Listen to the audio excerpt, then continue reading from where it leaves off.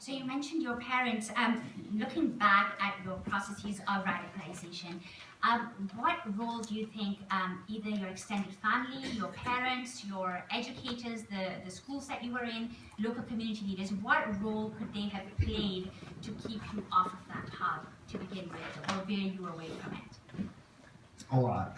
They could have done a lot. We didn't have, growing up in Blue Island, we were a pretty lower middle class neighborhood, very, blue collar.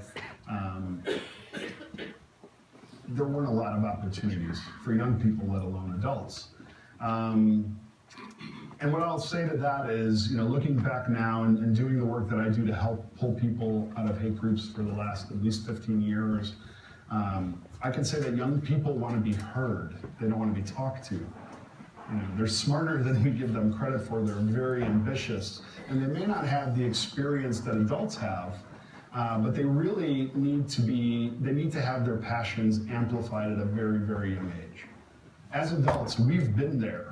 We know how hard it is to be a teenager. We know how hard it is to feel lonely or picked on, or how hard it is to work to fit in. And I think our job now, having learned those lessons, is we need to do everything we can to support young people in positive ways. That should be our mission. We should all be teachers. We should all be guides, and we should all be platforms and launch pads for the success of our young people.